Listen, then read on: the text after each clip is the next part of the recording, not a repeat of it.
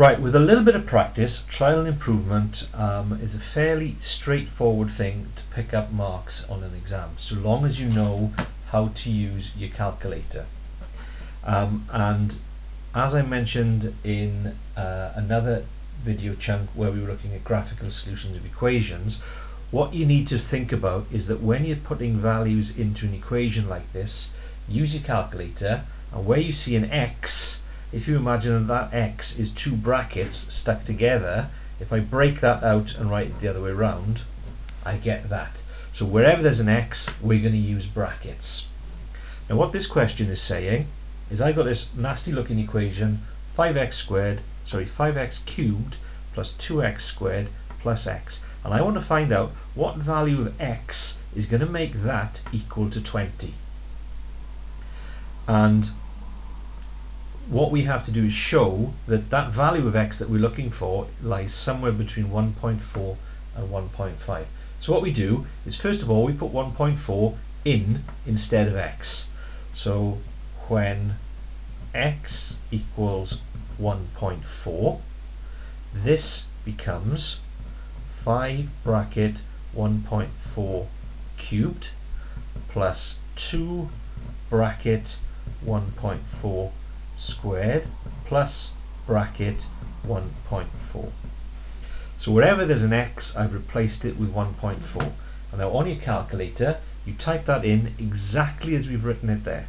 5 open bracket 1.4 close bracket. You've got a cube button, so you use it, plus 2 bracket 1.4 close bracket squared plus open bracket 1.4 close bracket.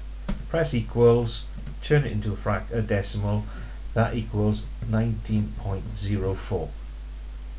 Now we're looking for a value of 20. If our answer is 1.4, we get something that's too small. It's less than 20, it's too small. When we put x as 1.5 into it, so we do exactly the same thing, except we're replacing the 1.4 now with 1.5.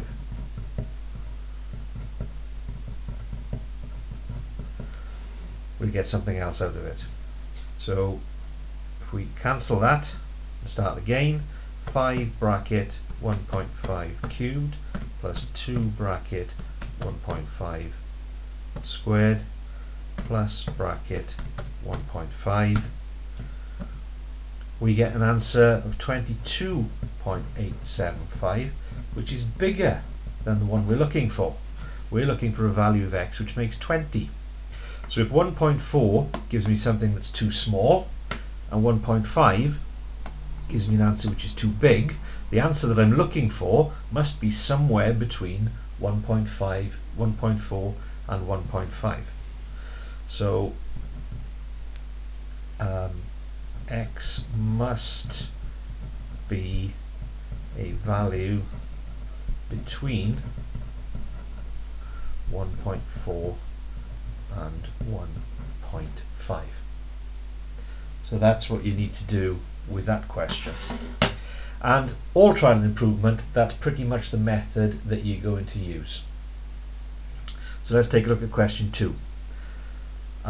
It's telling us that we're looking for now a value of x which will make this 0, and they're telling me that it lies somewhere between 0 and 1.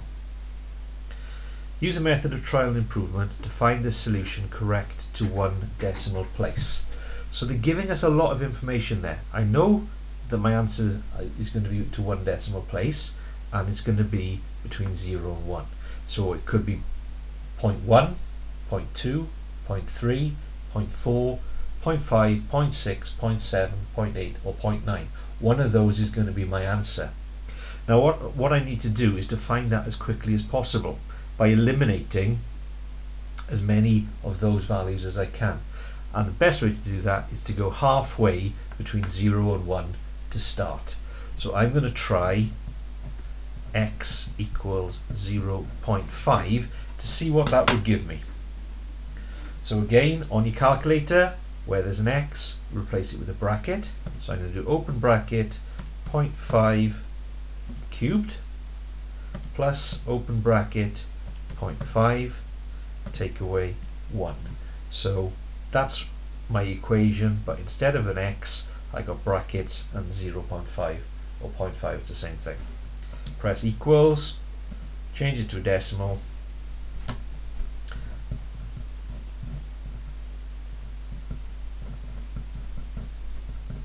and I get minus 0.375. Well, that's less than 0, so that's going to be too small. Now if 0.5 is too small, 0.4 would be, and so would 0.3, and so on. Everything between 0 and 0.5 I can just ignore now. So I know my answer is going to be between 0.5 and 1. So I'm going to go halfway again. I'm going to try 0.7. Okay, I'm only working with one decimal place because that's what my answer needs to be.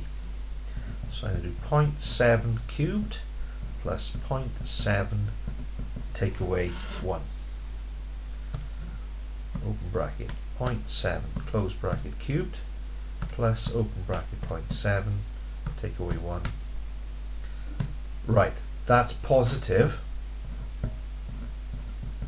So it's too big. It's bigger than 0. So that means my answer is going to be between 0.5 and 0.7. Now they're not consecutive. I've still got 0.6 in between, which I need to find out what value that would give. So now I'm going to try 0.6.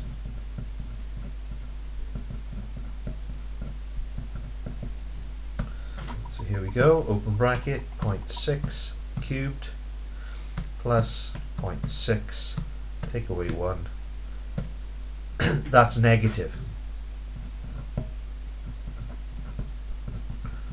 which is too small. So my answer is going to be somewhere between 0.6 and 0.7. Well, they're consecutive, so one of those to one decimal place is going to be the right answer. So my answer is either x equals 0.6 or x equals 0.7 to one decimal place. Alright? So before we finish the question, let's just go through that again.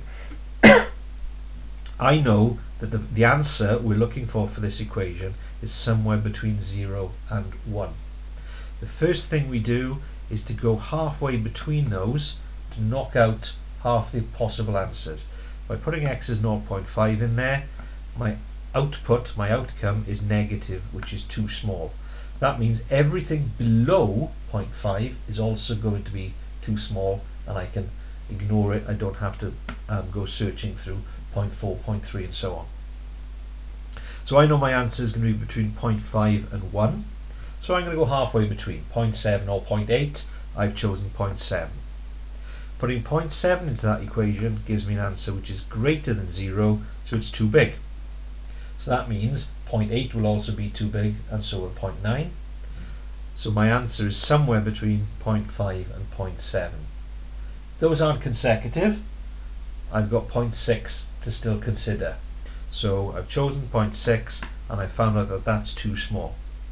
So putting 0.6 in gives me an answer which is less than 0, is too small. Putting 0.7 in gives me an answer that's bigger than 0, it's too big. I'm interested in an answer to one decimal place, so one of those is going to be my solution. Now in order to decide which one, I've got to go halfway again.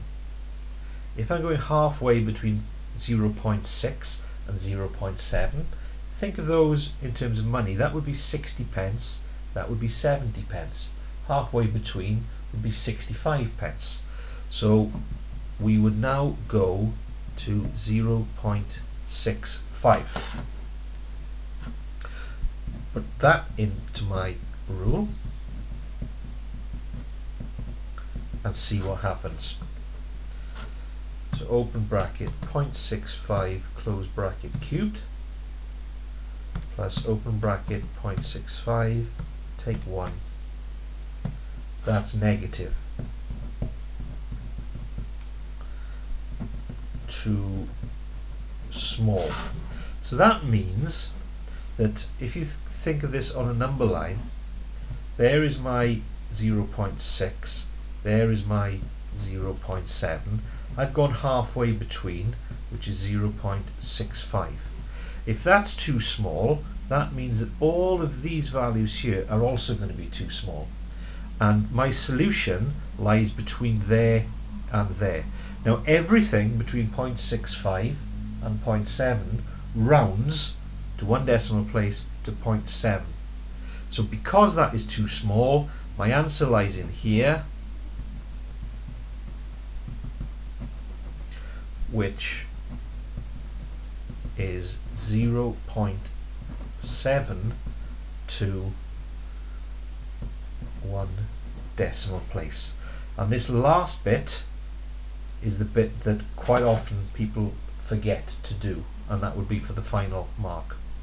So your decimal search is going between 0 and 1, go halfway. If it's too small, you can ignore everything less than it. So then you're searching above it.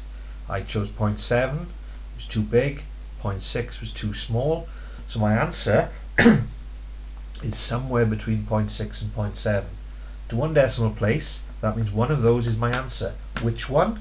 Go halfway again. If halfway is too small, it's the bigger one. If halfway is too big, it's the smaller one.